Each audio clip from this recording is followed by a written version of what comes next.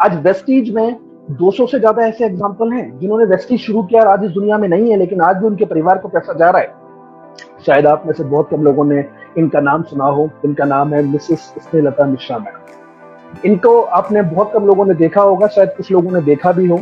अगर आप इनको देखना चाहते हैं तो लीडिंग लेडी बुक में इनकी फोटो लगी है। ये काम कभी इन्होंने नहीं किया। ये काम बिल्कुल इनके लिए वैसा ही था जैसे लोग आपको कहते हैं। कई लोग आपको समझाते होंगे और कई लोग आपको कहते होंगे ये तो चेन बनाने वाला काम है, ये करोगे बर्बाद हो जाओगे, बेकार का काम है, पागलों का काम है। कई प्रकार से लोग आपको कई प्रकार की बातें आपके दिमाग में डालते हैं। और ठीक यही बातें ये कहा करती थी अपने हस्बैंड को, जिन्होंने ये काम शुरू किया। इनका नाम था प्रकाश शंकर मिश्रा जी। आज ये हमारे बीच इस दुनिया में नहीं है। इन्होंने एक काम शुरू किया अपने रिटायरमेंट के बाद। ये एक गवर्नमेंट एम्प्लॉय थे, रिटायर हुए। रिटायर होने के बाद इन्होंने ये काम करना शुरू किया। इनके 2 बेटे हैं, दोनों पेशे से सॉफ्टवेयर इंजीनियर हैं। एक अमेरिका में सेटल्ड है, एक पुणे में सेटल्ड है। बोथ आर वेल ऑफ, दोनों वेल ऑफ हैं, वेल सेटल्ड हैं। तो मैडम ने कहना शुरू कर दिया ये फालतू का काम करने की जरूरत क्या है, तुम्हारे दोनों बच्चे सेटल हैं, पेंशन आ रही है, जिंदगी इतनी कट गई है, अब जिंदगी आराम से जियो, ये फालतू का काम मत करो, बर्बाद हो जाओ। लेकिन सर मैडम को हमेशा एक ही बात कहा करते थे, ये काम मैं इसलिए नहीं करता कि मुझे अपना खर्चा चलाना है, ये काम मैं इसलिए करता हूँ कि मुझे अपना सपना पूरा करना है। और उनका सपना था लखनऊ में अपना खुद का एक बंगला बनवाना। काम करते रहे करते रहे करते रहे, तो एक टाइम ऐसा आया कि इनका चेक 50 से 55 हजार रुपए के बीच में हो गया। लेकिन मैडम इनको कहती रही ये फालतू का काम है, ये काम करोगे तो बर्बाद हो जाओगे। तो लोग आपको भी कहते हैं ये काम करोगे तो बर्बाद हो जाओगे। लोग आपको भी यही कहते होंगे ये काम करोगे तो बर्बाद हो जाओगे। लेकिन जरा आप मुझे ये बात बताइए, लोग आपको कहते हैं ये काम करोगे तो बर्बाद हो जाओगे, बर्बाद होने के लिए कोई शर्त होती है? कोई शर्त होती है? कोई शर्त होती है बर्बाद होने के लिए? आप कहेंगे नहीं, कुछ कहेंगे हाँ, लेकिन बर्बाद होने के लिए शर्त होती है। सबसे पहली शर्त होती है, बर्बाद कौन होगा? जो पहले से आबाद होगा। आबाद हम हैं नहीं, बर्बाद हम प्रॉपर हो रहे हैं। कभी आपने किसी न्यूज हेडलाइन में या कभी किसी टीवी चैनल पर ब्रेकिंग न्यूज को देखा, एक बर्बाद आदमी बर्बाद हो गया? कभी सुना आपने? आबाद हम हैं नहीं, बर्बाद हम प्रॉपर हो रहे हैं। कैसी बर्बादी है?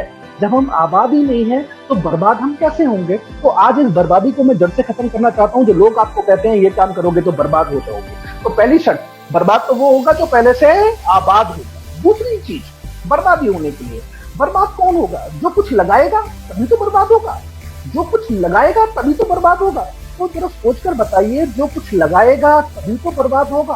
तो जरा सोचकर बताइए, इस बिजनेस में आप 50 लाख रुपए तो लगाते होंगे, लगाते हैं? आपका जवाब होगा नहीं। तो क्या 20 लाख रुपए लगाते हैं? आपका जवाब होगा नहीं। क्या 10 लाख रुपए लगाते हैं? आपका जवाब होगा नहीं। क्या 5 लाख रुपए लगाते हैं? आपका जवाब होगा नहीं। क्या 1 लाख रुपए लगाते हैं? आपका जवाब होगा नहीं। क्या 50,000 रुपए लगाते हैं? आपका जवाब होगा नहीं। क्या 10,000 रुपए लगाते हैं? आपका जवाब होगा नहीं।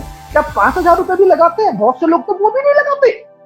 कि इंसान बिना 5,000 रुपए लगाए भी बर्बाद हो रहा है, ये कैसी बर्बादी है? कभी आपने किसी इंसान को सुना, एक इंसान ने 5,000 रुपए लगाए बर्बाद हो गया? कभी सुना आपने? कभी अपनी जिंदगी में सुनने को मिला? लेकिन वेस्टीज में तो आपको रोज लोग यही कहते हैं ये काम करोगे तो बर्बाद हो जाओगे। जरा आप मुझे बताइए, साबुन, तेल, क्रीम, शैम्पू यूज करना क्या बर्बादी है? अगर ये बर्बादी है तो हिंदुस्तान का हर घर बर्बाद तो होता ही है। हर घर बर्बाद तो होता ही है, और इस बर्बादी को रोकने की हिम्मत आपके पास नहीं है। इस बर्बादी को रोकने की हिम्मत आपके पास नहीं है। वो बात अलग है कि कभी आपने किसी इंसान को कहते हुए सुना हो एक इंसान चाय पीते पीते बर्बाद हो गया। कभी आपने सुना? कभी ऐसा आपको सुनने को मिला कि कोई इंसान साबुन से नहाते नहाते बर्बाद हो गया? अगर ये बर्बादी नहीं है तो हमारा तो काम सिर्फ इतना सा है। तो जरा मुझे सोच कर बताइए दोस्तों, कौन सा काम है जो बर्बादी का है और लोग आपको कहते हैं कि ये काम करोगे तो बर्बाद हो जाओगे? तो आज के बाद अगर कोई इंसान आपको कहे कि ये काम करोगे तो बर्बाद हो जाओगे, तो जवाब ऐसा देना कि दोबारा उसकी पूछने की हिम्मत होनी नहीं चाहिए।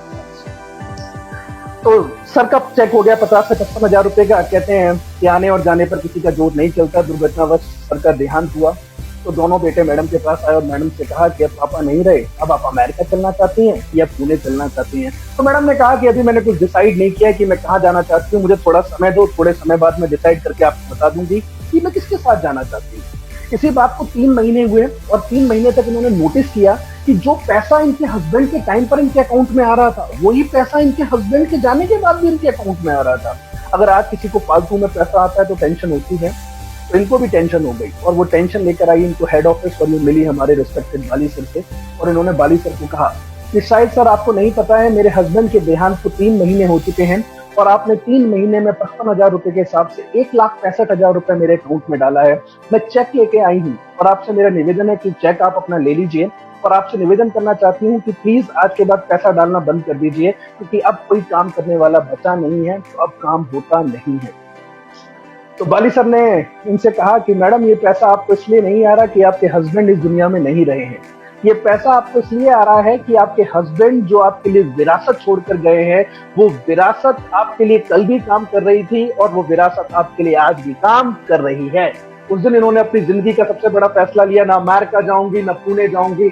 उठाया अपने हस्बैंड का फोन, कुछ डाउनलाइन के नंबर देखे, कुछ अपलाइन के नंबर देखे और काम करना शुरू किया।